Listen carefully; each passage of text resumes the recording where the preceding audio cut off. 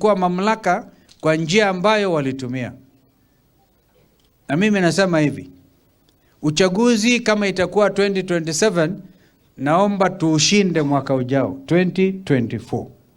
Because wa jamaa yani ushuru kila mahali. Karibu hata hewa wameuza.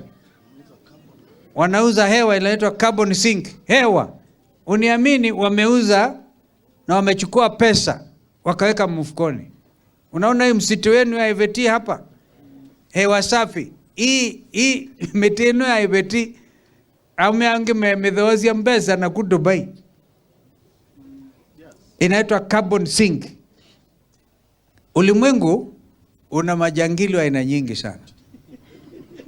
There are people who say, amini usiamini, biashara ile kubwa ulimwenguni ni ya kuuza hewa. Na tayari hewa yetu imeuzwa carbon sink. Every forest. Na mbio nimeona hapa, nilikuwa namuuliza Mheshimiwa Robert.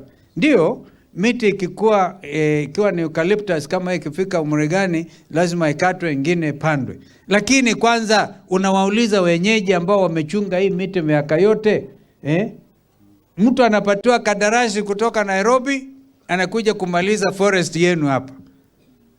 And you get nothing for it. Therefore I'm saying even the forest service, misitu yenyewe should be I don't know, when the ones who are negotiating Constitution 2010, we should devolve our forests. Misitu mahali watu wako ni misitu yao waitunze. Lakini ikiwa ni mtu wako Nairobi Forest Service anauza hewa yetu. I'll give you an example.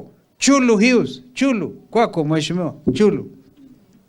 Do you know how much was paid to Kenya Wildlife Service in 2022? Mwaka wa siasa. Amini usiamini, Kenya Forest Service, Kenya Wildlife Service, because that they say ni Chulu ni kwao. Alright? Na ni kwa watu wa Makueni. Walilipwa 2 billion shillings. Kwa hivyo nataka mjue hiyo biashara, ndio wale walagai wengi wanajua dunia inadanganywa, because ukiangalia mlima Mount Kilimanjaro ambao tunatoa maji. Kilimanjaro ikiharibika, basi maji hatutapata maji, na Toresh kila mahali, kila Mount Kenya theluji yake ikipotea hata Sekura hatutapata maji.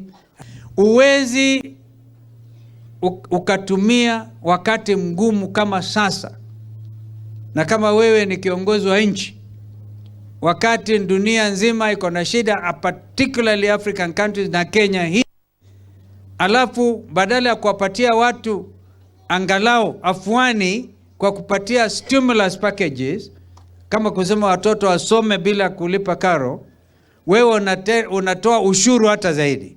You cannot in times of depression, because tulisikia kutoka kwa waziri Ndungu wa serikali ya Kenya Kwanza, anasimamia fedha, akakubali kwamba this country is the economy is in a depression.